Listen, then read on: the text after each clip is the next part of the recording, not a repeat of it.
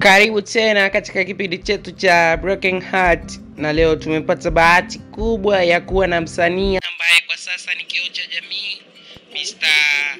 Daven, na hapa leo anaweza kaongea vitu kadhaa kuhusu sanaa yake na juu ya mambo anayopitia. Kabla hatujaanza kuongea na kitu chochote, ni kukumbusha kufollow na kusubscribe katika page zetu mbalimbali za Kashe Original Network katika mitandao ya kijamii kama Instagram, YouTube pamoja na Facebook na TikTok. Shemeta. Mr. Otto, natumaini unajibu sahihi la kunipa kuhusu njia mpya ya uwekezaji. Na ndo maana nimekuja ndugu yangu.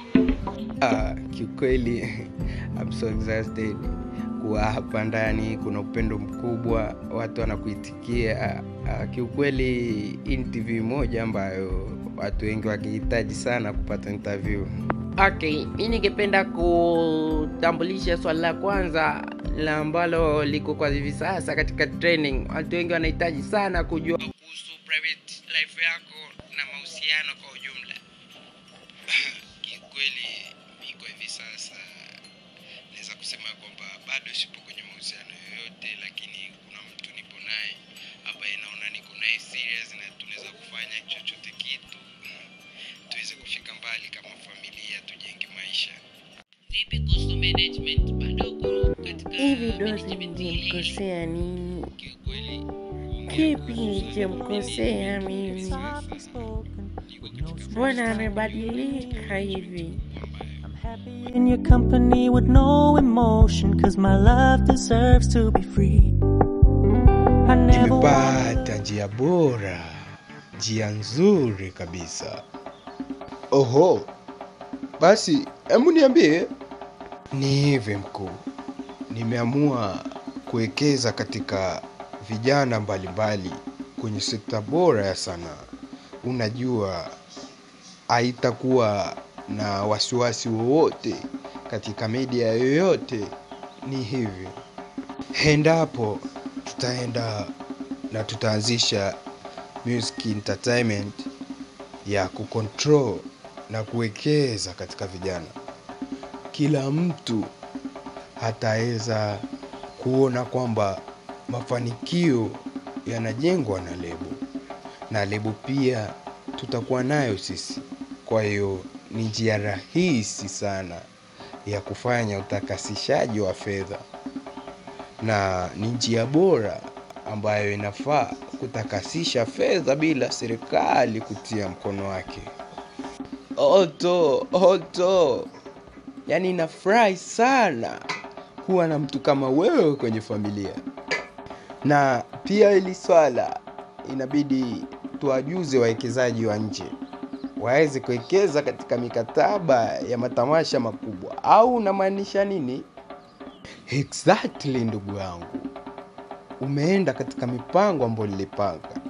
Itabidi msanii yule aweze kufanya matamasha makubwa ili kufanya mashabiki wawaze uwekezaji wetu. Basi majibu ulionipa leo yamebadilisha kabisa siku yangu. Unakaribishwa na unaweza pia kwenda. Shemeta. Nafikiri bosi, huu ni muda sahihi wa kumtangaza huyu msanii wetu mpya na kumpeleka katika kioo cha jamii. Au wewe unafikiriaje? Nafikiri ni kweli unaongea, ni kweli ana maana, kwa sababu kwa hivi sasa ukiangalia ni kipindi ambacho kina tension kubwa sana kumtambulisha. Baada ya interview yako ile imeenda sana viral, nimeona watu wengi wanawiwa kuona kitu gani ambacho anahitaji kualetea. So nitaenda kuongea na bodi, kisha nitakuletea mrejesho na uanzishe na uweke budget namna gani ya kumpeleka mjini kijana. Heshima yako mkuu. Nimekuja hapa kukuambia kuhusu ule mradi wa sanaa ambao tunahitaji kuwekeza kwa ule kijana wetu, na tuweze kuanzisha festival pamoja na show kubwa kwa kutumia reality TV yetu ambayo tunayo katika mfumo. Kwa hiyo nahitaji tu wewe kutia saini ili kuweza kupata zile pesa za uwekezaji. Nafikiri kwanza umeenda na muda sahihi, maana hata mimi nishaongea na wakuu na wamekubali, na tutaanza na 500,000. Nafurahi sana kusikia mkuu hivyo. Mimi naona sasa niende nikawape mrejesho vijana wangu kwa ajili ya kujiandaa juu ya kufanya promotion na mambo mengine ya kimasoko kuhusu ili jambo letu. Nafikiri ungekuwa na amani. Nenda kafanye kila kitu.